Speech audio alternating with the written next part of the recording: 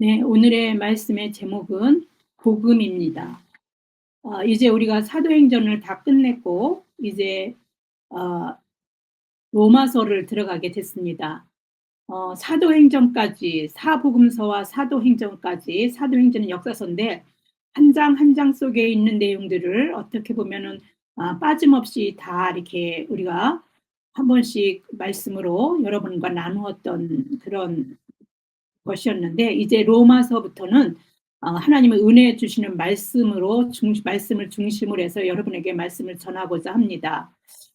또 로마서에 나오는 하나님의 말씀들을 이해하기 위해서 오늘은 그 로마서와 또 그다음에 우리가 지금까지 사복음서랑 사도행전 나간 그것들과 비교해서 이 말씀을 우리가 로마서를 좀 더 잘 이해할 수 있도록 오늘은 개요적인 말씀을 많이 할 것 같습니다.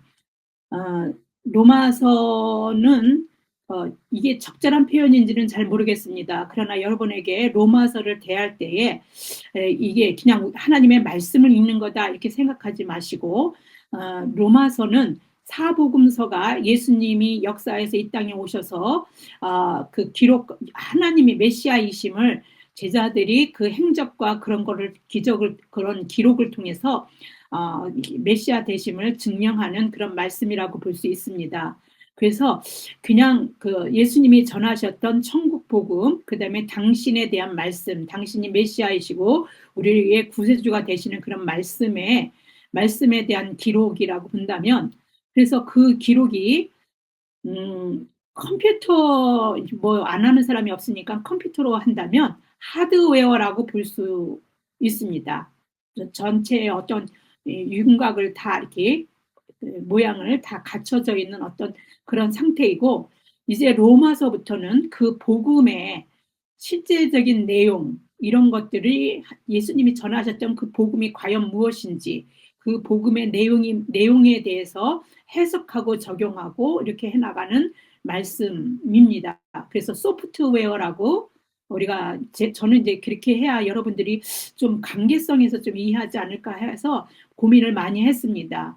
그리고 로마서는 여러분들이 제가 또 우리가 이렇게 예배 시간에 제가 말씀을 한 10절 이상씩은 계속해서 말씀으로 전하는데 그리고 그 10절을 봉독하고 그 앞 10절 이상을 갖다 봉독하고 앞뒤에 있는 내용들을 여러분들한테 다 그 성경에 기록되어져 있는 말씀을 결씀 많이 여러분들에게 말씀드리려고 합니다. 우리 교회는 말씀의 샘교회입니다. 다른 무엇으로 할 수 있는 게 아니라 말씀으로 치유받고 말씀으로 하나님을 만나고 말씀 속에서 위로와 힘을 받고 또 말씀으로 회복되고 이런 모든 것들이 말씀에 있었고 저는 그걸 경험한 사람입니다. 그래서 말씀을 될 수 있으면 많이 읽어야 하는데 그러기가 여러 가지 환경에서 또 제가 어린 시절 믿음의 어린 시절에 보면 말씀이 그렇게 쉽게 읽혀지지가 않고 또 그렇게 막 분주하게 살다 보면 말씀을 대하는 시간을 할애하는 시간이 아주 그렇게 넉넉하지가 않습니다. 그래서 핑계인 핑계로 맨날 교회 가서 말씀 듣는 걸로 그냥 그게 신앙생활이라고 생각할 때도 있었거든요. 그게 생각나서 될 수 있으면 말씀을 전할 때에 한 절이라도 여러분에게 더 읽혀지게 하기 위해서 저는 말씀을 그 10절 이상씩 이렇게 읽어 나갑니다. 그래서 여러분도 아니 성경 말씀의 핵심 엑기스에 대한 것만 이렇게 하면 되는데 너무 긴 거 아닌가 그런 생각을 혹시라도 가지고 계시다면 그런 의도가 있었구나라고 이해하시면 되겠습니다. 이제 로마서에 대한 얘기를 하겠습니다. 로마서는 로마 교회에 보내는 편지입니다. 바울이 교회에 보내는 편지들을 성경은 서신서로 분류합니다. 편지 글 이럴 수도 있는데 서신서 그러는 거는 좀 약간의 어떤 구분이 있습니다. 편지는 사적인 용도로 쓴 편지이고 서신서는 공동 그 수신자들 그러니까 어떤 개인적으로 어떤 한 사람에게 이렇게 그 말씀을 편지를 쓴 것이 아니라 여러 사람이 그 편지를 함께 공유해서 나눌 수 있도록 하는 것을 서신이라고 합니다. 그래서 공적인 의미에서의 서신이기 때문에 바울의 편지는 편지지만 그 글의 형식은 편지지만 그 편지는 그 교인들이 다 같이 공적으로 읽어볼 수 있도록 하는 서신이라고 볼 수 있습니다. 그래서 서신서로 분류됩니다. 서신서는 바울 서신이 13개가 있고요. 그게 뭐냐면 로마서, 고린도 전후서, 갈라디아서, 에베소서, 빌립보서, 골로새서, 그다음에 데살로니가 후서, 디모데 전후서, 디도서, 빌레몬서 한 분씩은 이게 그래도 언급해서 여러분들이 좀 들어야 되기 때문에 제가 이렇게 언급을 합니다. 이 13개가 바울 서신이고요. 그다음에 바울 서신 말고 또 서신서들이 있는데 그것을 다 공동서신이라고 합니다. 공동서신이 7개가 있습니다. 신약에. 그래서 히브리서, 야고보서, 베드로 전후서, 요한 1서, 요한 2서, 요한 3서, 그다음에 유다서. 그래서 우리가 그 서신서들을 바울 서신하고 공동서신 다 합치면 21권의 서신서가 있습니다. 그러니까 신약 맨 끝에 위치한 요한계시록이 이제 신약의 맨 끝에 있는데 그 맨 끝에 있는 바로 앞에 요한계시록 바로 앞에 있는 유다서까지가 우리가 지금 로마서서부터 유다서까지가 전부 다 서신서입니다. 그러니까 신약은 27권으로 되어 있거든요. 27권 중에서 사복음서, 마태복음, 마가복음, 누가복음, 요한복음, 그리고 이제 역사서인 사도행전 이 5개와 근데 맨 끝에 위치한 예언서, 요한계시록을 제외한 나머지 전부가 21권이죠. 전부가 다 서신서입니다. 그래서 서신서가 신약에 차지하는 비중이 아주 실로 큽니다. 게다가 바울의 서신서들은 예수님이 메시아로 세상에 오신 일들을 기록한 그 복음서들보다 훨씬 이전에 신약 성경 가운데서는 가장 초기에 쓰여진 그 말씀입니다.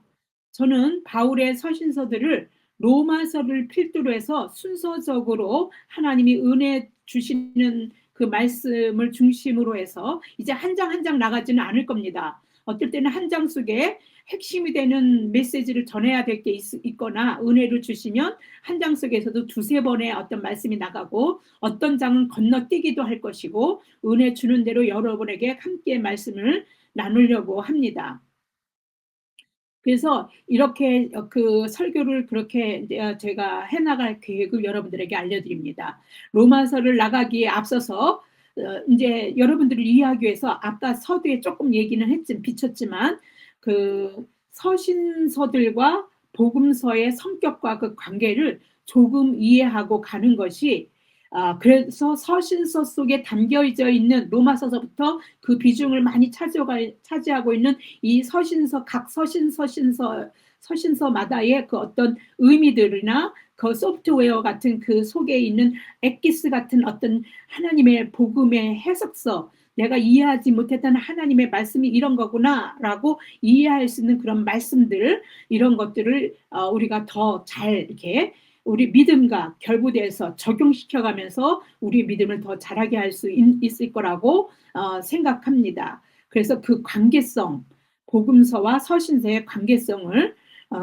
여러분들에게 말씀드려서 그 믿음의 여러분의 믿음에 녹여서 은혜 받는 데 도움이 될 거라고 저는 확신을 하고 조금 더 그 본문 외적인 그 관계성, 복음서와 서신서의 관계성을 여러분들에게 조금 말씀드리려고 합니다. 또 바울의 서신서들은요, 예수님이 그 서신서들 속에 예수님이 말씀하시고자 했던 그 역사 속에서 오셔서 많은 성도들에게 회개하라, 천국이 가까웠다고 천국 복음을 전했는데, 그러면 그 천국이 무엇인지, 뭘 천국이라고 하는지, 구원이 무엇인지, 영생이 무엇인지 이런 것들에 대해서 로마서는 아주 자세히 이야기하고 있습니다. 그래서 로마서를 필두로 해서 로마서에 그 엑기스가 다 담겨 있는데 그 로마서를 필두로 해서 우리는 그 바울의 서신서 전체를 갖다가 바울 신학 이렇게 얘기도 합니다. 사복음서에서는요, 하나님이 세상을 구원하시기 위해 인류의 죄값을 치르시려고 직접 세상에 오신 하나님, 즉 예수님에 대한 기록을 하고 있는 것이 사복음서입니다. 예수님은 구세주로 인간의 몸을 입고 역사 속으로 오신 하나님이심을 직접 자신이 증명하시기 위해서 그 많은 하나님만이 할 수 있는 일들을 하십니다. 죽은 자를 살리시고 각종 병든 자를 고치시고 귀신 들린 자에게서 귀신을 쫓아내 주시고 천국 복음을 설파하시는 등 많은 기적과 이적과 그 말씀으로 자신을 입증하십니다. 십자가 그리고 그걸로 끝나는 것이 아니라 십자가의 죽으심으로 인간이 하나님과의 죄로 인하여서 근본적으로 하나님하고 이렇게 가까이 갈 수 없는 존재로 이렇게 인간이 타락한 존재가 되어져 있는데 그 죄의 문제, 하나님과 가까이 갈 수 있는 그 길을 열시기 위해서 그 죄의 문제를 해결하시려고 그래서 당신이 직접 그 죄의 문제를 당신이 십자가의 대속으로 이렇게 몸소 하셔서 하시고 그냥 죽으신 것만이 아니라 부활하시고 승천하심을 통해서 많은 자들에게 실제 그 사실을 보이셨어요. 그냥 기록으로 사람들이 그냥 믿는 자들이 하나님 그러셨어 라고 예수님이 그렇게 사셨어 이 세상에서 이렇게 한 게 아니라 실제로 살아내고 보이신 어떤 그런 일들을 통해서 우리에게 영생의 길을 열어놓으셨다는 것을 확증하셨습니다. 그리고 그 이야기를 무슨 신화처럼 꾸며낸 이야기가 아닙니다.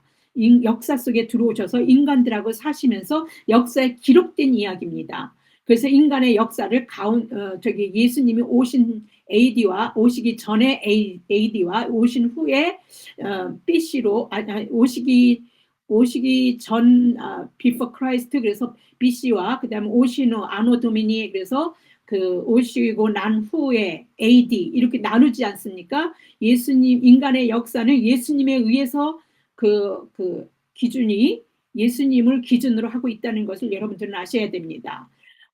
읽지도 않은 걸 가지고 인간들이 역사를 그렇게 나누지는 않습니다.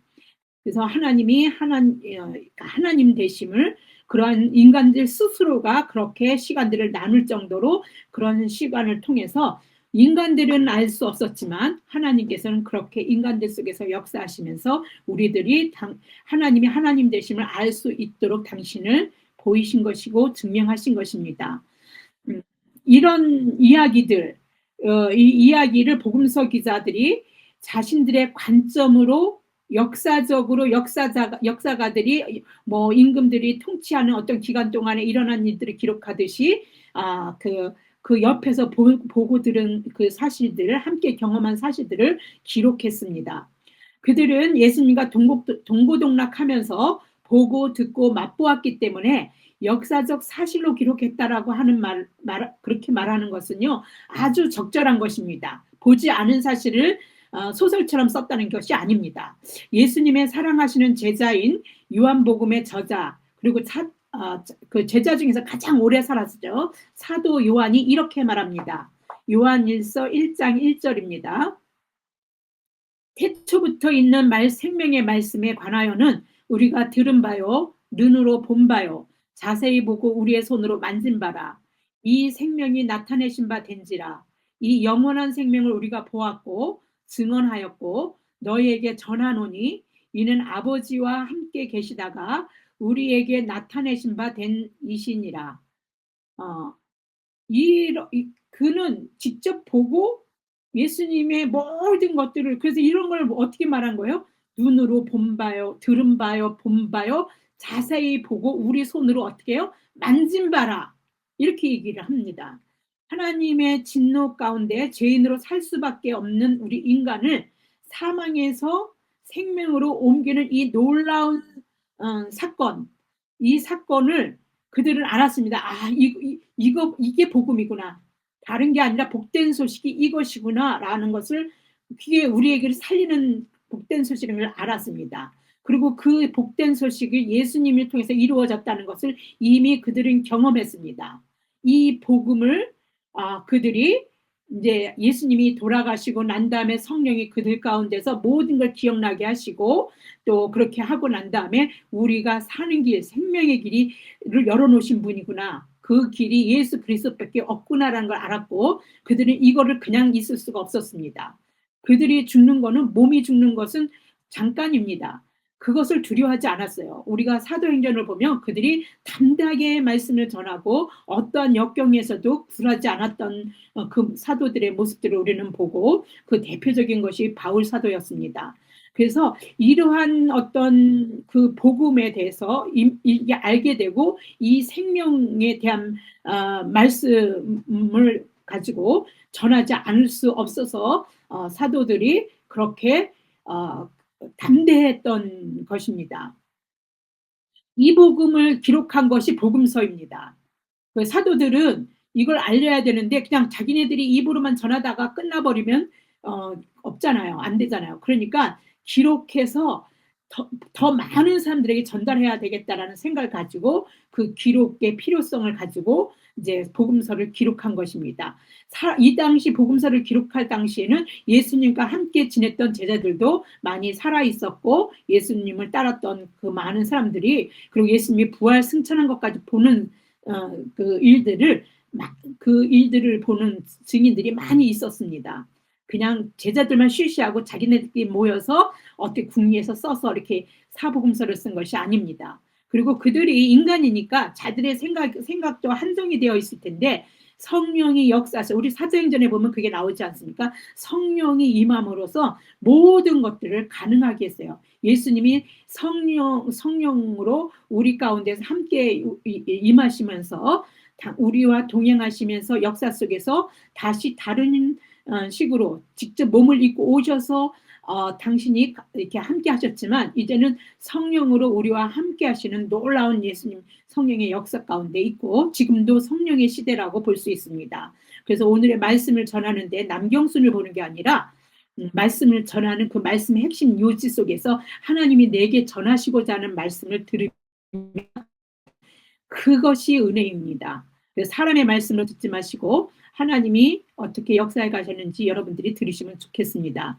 저는 우리 아들에게도 그 얘기를 했는데 말씀을 준비하려고 하면 그냥 막연히 있을 동안에는요. 말씀을 계속 매일 읽지만 어떤 말씀을 어떻게 전해야 될지는 아무 생각이 없습니다.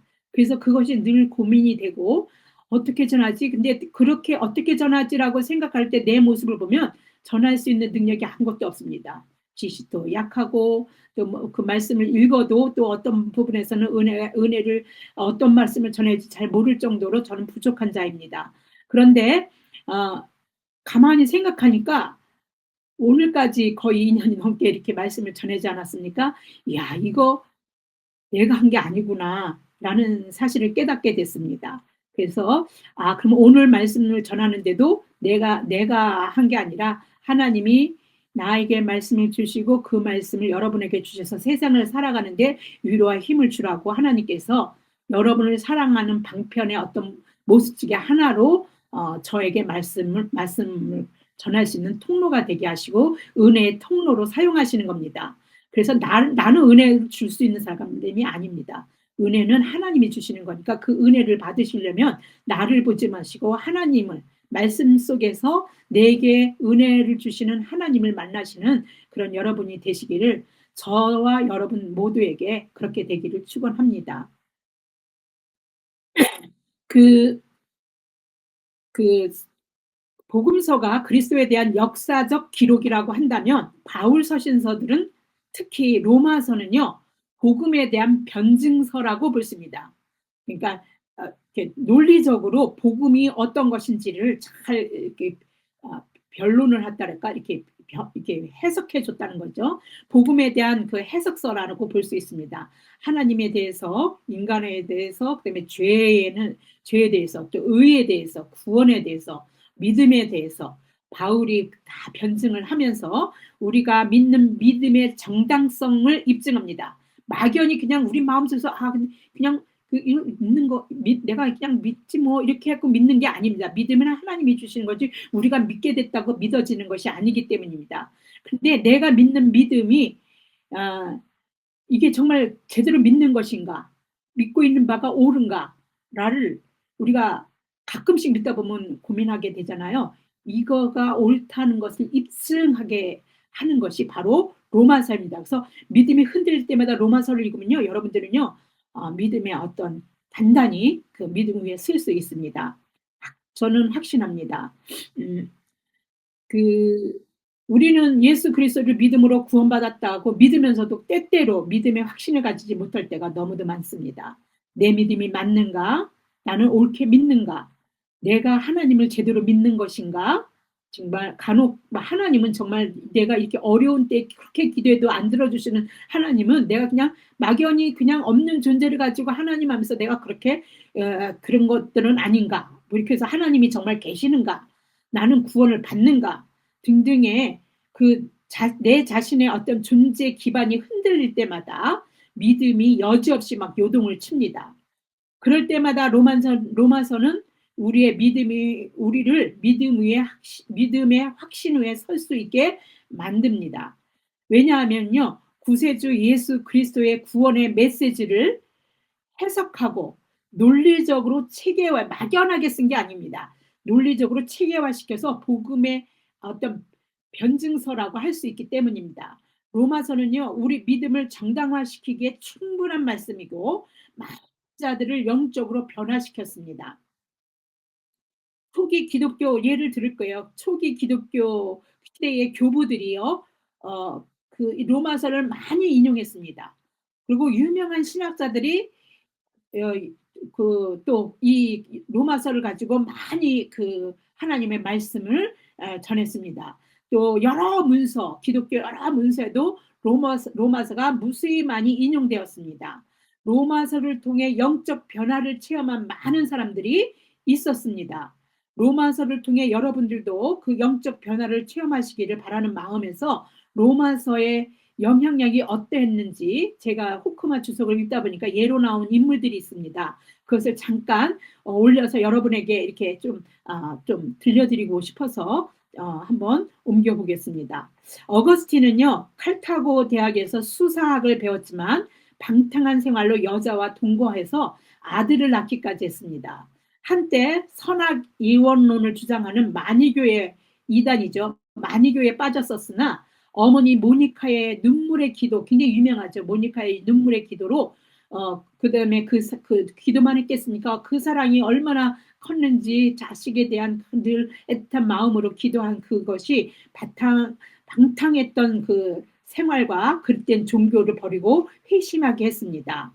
어느 날 마니교의 우주론에 의욕을 품고 있어서 이제 이게 그런 시기였어요. 의욕을 품고 있던 시기, 거기에 빠져 있다가 그때에 옛 생활을 끊어버리는 결단을, 그래도 의욕은 있었지만 거기에 빠져 있었으니까 쉽게 빠져나오지는 못하고 있었겠죠. 그래서 결단을 못하고 고민하고 있는데 이웃집에서 집어들고 읽어라 라는 뜻의 톨레레게, 아이들이 톨레레게 하면서 노래를 부르는 소리를 듣게 되었습니다. 그는 그 길로 즉시 성경책을 집어서 펼쳐 읽었는데 그 부분이 바로 로마서 13장 13절에서 14절입니다. 로마서 13장 14절을 보겠습니다. 낮에와 같이 단정히 행하고 방탕하거나 술 취하지 말며 음란하거나 호색하지 말며 다투거나 시기하지 말고 오직 주 예수 그리스도로 옷 입고 정욕을 위하여 육신의 일을 도모하지 말라 하였으니 말라가 로마서 13장 13절에서 14절입니다. 어거스틴은 그의 저서 참회록 유명하죠. 그 참회록에서 그 당시의 심경을 이렇게 표현했습니다. 내가 14절 로마서 그 14절 마지막 부분을 읽는 순간 밝은 빛이 물밀듯이 내 마음에 밀려들어 왔고 순간 모든 의욕과 근심의 그림자가 사라져 버렸다. 이게 하나님 말씀 하나가 그 인생 어두움 속에 있던 그 인생을 완전히 이렇게 빛으로 밝혀지는 그 순간이었던 것을 고백하고 있습니다. 위대한 종교 개혁자 루터는요, 어느 날 로마의 빌라도 계단을 입을 맞추면서 무릎으로 기어 올라가게 되었습니다. 마지막 계단을 올라선 루터가 마침내 한숨을 토할 때 그의 머릿속에 번개처럼 스쳐 막 가는 말씀이 있었는데 그게 바로 로마서 1장 17절입니다. 의인은 믿음으로 말미암아 살리라. 이 말씀에 커다란 충격을 받은 루터는 그 이후로 카톨릭의 그 금욕주의적인 의식, 이제 형식만 남아버린 거죠. 금욕도 하나님, 온전히 하나님과 온전한 교제 가운데서 그 믿음 안에서 영적으로 살아가기 위한 거였는데 이제는 형식만 남아버린 것을 그 많은 그 수도자들을 통해서 보게 됩니다. 그런 걸 보고 약간 실증을 느끼고 그랬던 그 칼빈이었는데 그 의인이 믿음으로 말미암아 살리라는 말이 확 들어오는 순간 그는 이 말씀 때문에 종교개혁이라는 위대한 일을 감행하기 시작했습니다. 로마서는 루터를 거듭나게 하여 지금 여러분이 믿고 있는 지금 신앙생활의 그 핵심 복음주의 개혁교회, 즉 우리들은 다 복음주의 개혁교회의 교인들입니다. 그 교인들을 탄생하게 한 것이 바로 루터입니다. 프랑스의 종교개혁자여 신학자인 칼빈 역시 로마서의 영향력으로 돌발적인 회심을 체험하고 종교개혁 사상을 갖게 되었는데요. 칼빈은 로마서를 가리켜서 신학성경의 핵심이며 특히 의인은 믿음으로 말미암아 살리라는 말씀을 복음의 근본 교리이자 가장 위대한 말씀이라고 그렇게 말했습니다. 로마서의 영향을 받은 무수히 많은 사람들이 있지만 기독교 역사에서 여러분이 들어 알만한 세 사람을 예로 들은 것은 앞으로 그 로마서를 나가면서 저와 여러분도 로마서를 통해 영적 변화를 체험하고 어떠한 상황에서도 흔들림이 없이 확고한 믿음으로 의인은 그 믿음으로 살리라는 그 말씀이 우리 삶의 실제가 되는 그런 삶이 되기를 바라는 마음에서 이렇게 예를 들었습니다. 로마서에 많은 은혜 받기를 바라는 마음으로 복음서와 서신서의 내용이 정확하게 어떤 것인지 정의를 내린 것을 제가 호쿠마 주석에서 읽으면서 제가 어수룩한 말로 전하는 것보다 이렇게 논리적으로 잘 정리되어져 있는 말을 여러분에게 전하는 것이 여러분 위해서 이해를 위해서 좋을 것 같습니다. 복음서, 서신서, 로마서는 또 뭐야? 뭐 이런 것들을 우리가 이해할 때 도움이 될 것 같습니다. 한번 제가 옮겨보겠습니다. 복음서의 중심 내용은 역사적 예수 그리스도로 제자들이 눈에 비친 그분의 생애와 사역, 십자가 사건 등에 대한 역사적 기록과 더불어 그리스도께서 인류의 구주이심을 밝힌다. 서신서는 예수 그리스도의 사역을 통해 이루어진 하나님의 위대한 구원 역사를 해석하고 적용하고 체계화함으로써 복음의 참된 능력을 교회와 성도들 각자에게 구체적으로 적용시키는 역할을 담당한다. 서신서는 예수 그리스도의 역사성보다 그분의 성육신, 십자가, 부활 사건 등의 영적 의미를 재해석함으로써 복음의 참된 의미를 밝혀준다. 나중에 여러분들이 이거는 말씀이 아니라서 여러분들이 듣기만 했을 텐데 다음에 이제 다시 한번 말씀을 듣게 되면 다시 한번 잘 들어보시고 그 정의가 여러분 속에서 명확하게 생기고 있으면 로마서를 이해하는 데 도움이 많이 될 겁니다. 그렇게 얘기하고 있고 또 저는요 그 유진 피터슨의 그 로마서 유진 피터슨이 메시지 성경 오늘날의 우리들의 언어로 메시지 성경을 옮긴 게 있는데 거기 로마서 머릿말을 읽어보니까 로마서를 이해하는 데 여러분 도움이 될 것 같아서 제가 옮겨봤습니다. 바울은 나사렛 예수의 삶과 죽음과 부활이라는 탁월한 그 증언과 경건한 믿음이 대상이 되고 있는 그 사실을 두고서 그것이 뜻하는 바가 무엇인지에 대해 숙고한다. 깊이 생각하고 그렇게 기록하고 있다라고 얘기하는 거죠.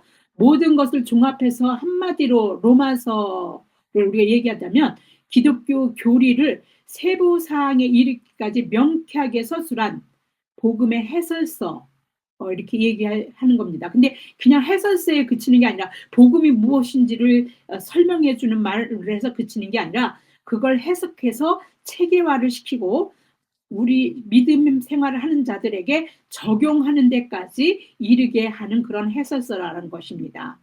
바울은 한 번도 가본 적이 없는, 그러나 여러 번 가고 싶어 했던 로마 교회를 수신자로 해서 편지를 씁니다.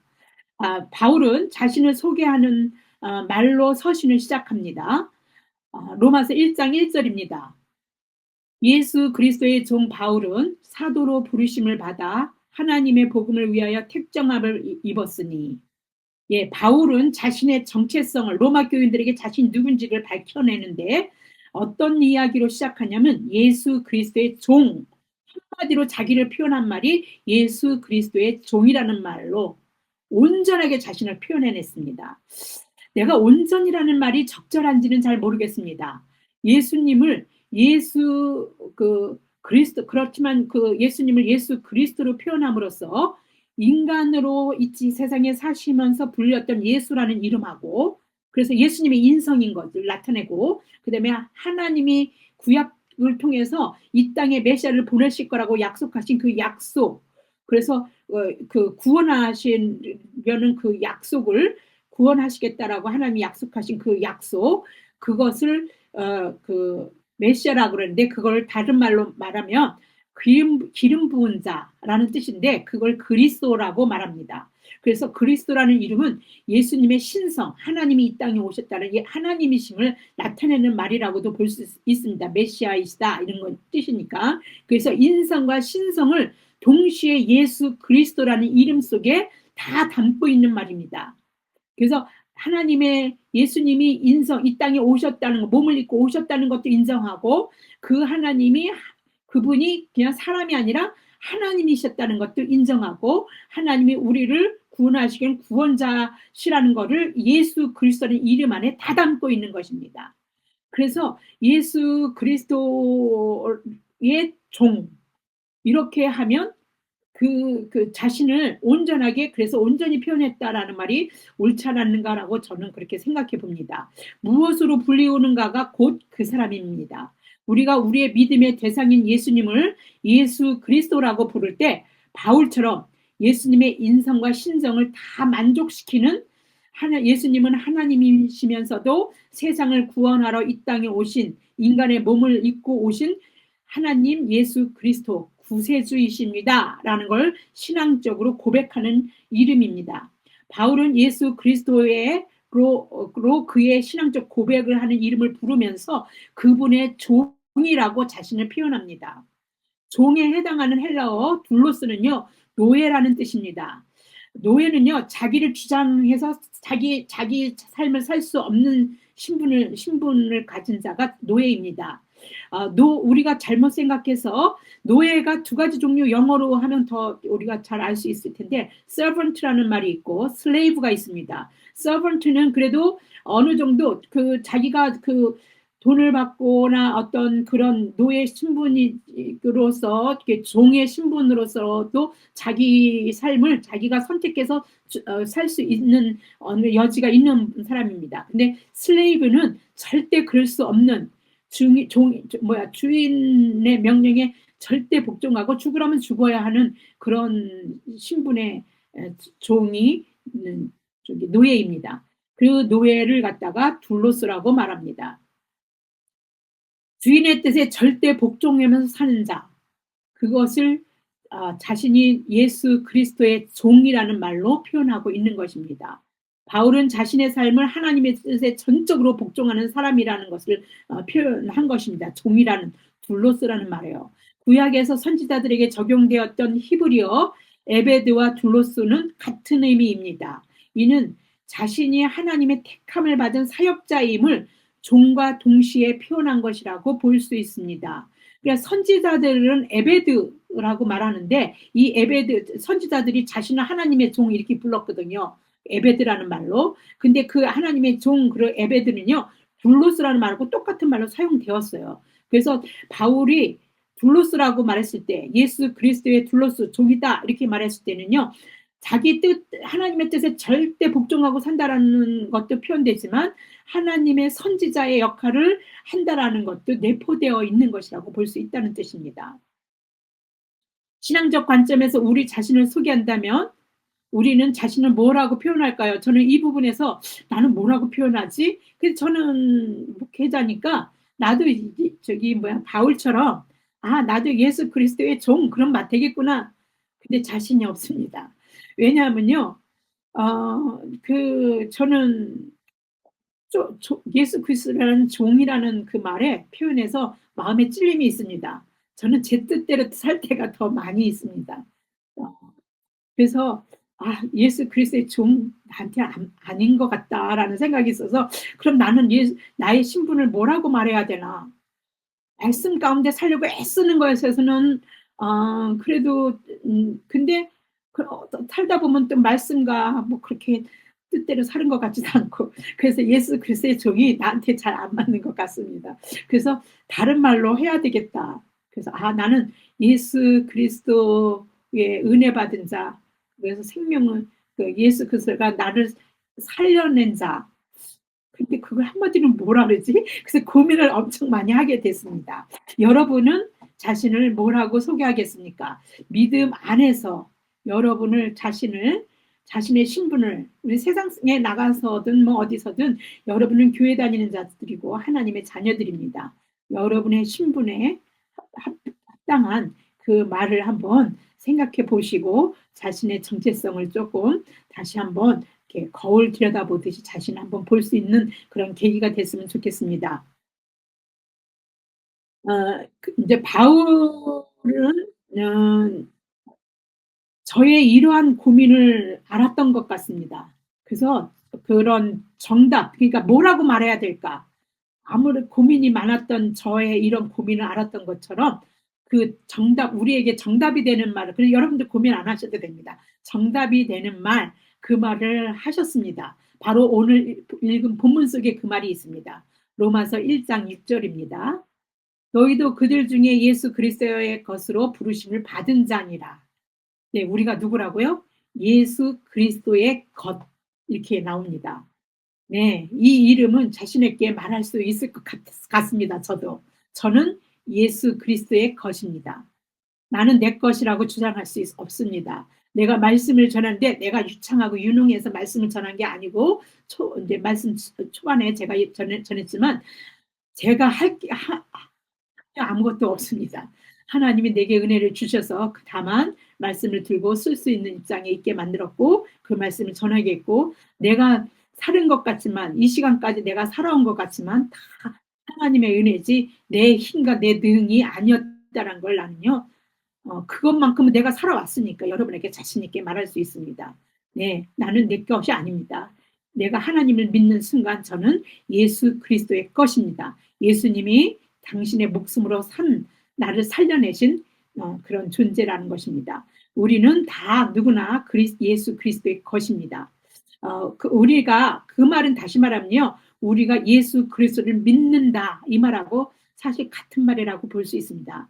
우리가 예수 그리스도의 것이라는 것은 우리가 우리를 주장하며 우리 뜻대로 사는 것이 아니라 이제 하나님의 말씀에 순종해서 하나님의 뜻하는 목적대로 우리 인생을 사는 것이라는 것을 의미하는 것입니다. 이것이 믿음 안에 사는 우리들의 정체성입니다. 예수 그리스도의 종으로 자신을 소개하며 바울은 사도로 하나님의 복음을 위하여서 택정함을 입었다라고 말합니다. 그러면서 하나님의 복음이 무엇인지를 말합니다. 로마서 1장 2절에서 4절입니다. 이 복음은 하나님이 선지자를 통하여 그의 아들에 관하여 성경에 미리 약속하신 것이라. 그의 아들에 관하여 말하면 육신으로는 다윗의 혈통에서 나셨고 성결의 영으로는 죽은 자들 가운데서 부활하사 능력으로 하나님의 아들로 선포되셨으니 곧 우리 주 예수 그리스도시니라. 우리 주, 우리의 주인 되심, 우리의 삶의 주인 되심, 나를 죗값을 치르시고 나를 생명으로 살리신 주님, 그 주님 예수 그리스도이시니라. 이게 이제 복음의 엑기스입니다. 제가 이 말씀을 일일이 해석하기보다 그냥 유진 피터슨이 메시지 성경에 나오는 그 말씀을 그대로 저는 옮겨 보겠습니다. 해석할 필요도 없어요. 그 말씀 그대로니까. 그래서 그냥 그대로 옮기겠습니다. 다시 읽겠습니다. 성경에는 하나님의 아들에 대한 예언자들이 앞서 전한 보고들이 담겨 있습니다. 역사적으로 보면 그분은 다윗의 후손이십니다. 또한 고유한 정체성으로 보면 그분은 하나님의 아들이신데 예수께서 죽은 자들 가운데서 부활하심으로 메시아 곧 우리 주님으로 세워지셨을 때 성령께서 이를 우리에게 보여주셨습니다. 그분을 통해 우리는 그분의 생명을 풍성한 선물로 받았고 또 이 생명을 사람들에게 전하는 긴급한 사명도 받았습니다. 예수를 향한 순종과 신뢰 속으로, 믿음 속으로 뛰어들었을 때 사람들은 이 생명을 선물로 선사받습니다. 네.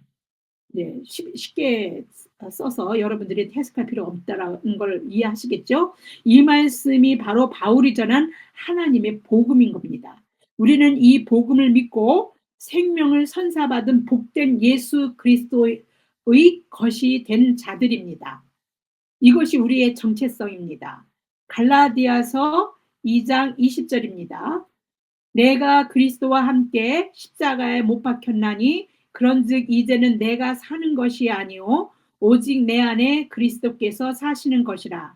이제 내가 육체 가운데 사는 것은 나를 사랑하사 나를 위하여 자기 자신을 버리신 하나님의 아들을 믿는 믿음 안에서 사는 것이라. 네, 기도하겠습니다. 좋으신 하나님 아버지 감사합니다. 오늘도 말씀을 통해서 우리가 예수 그리스도의 것이라는 우리의 정체성을 확인하고 깨닫게 하셔서 이제 내가 내 것이 아님을, 내가 이 세상을 사는 것이 내가 사는 것 같지만 하나님의 아들을 믿는 믿음 안에서 사는 것이라는 사실을 알게 하여 주심을 감사를 드립니다. 이 믿음을 주셔서 이 땅에서 영생을 누리며 소망 중에 살게 하신 주님, 그리스도의 향기가 되어 복음의 증인으로 살면서 복음을 알지 못하는 자들을 생명의 길로 인도하도록 성령님 우리 가운데 내주하여 주시고 우리를 인도하시며 우리를 주장하여 주시옵소서. 이 모든 말씀 우리 주 예수 그리스도 이름 받들어 감사하며 기도드립니다.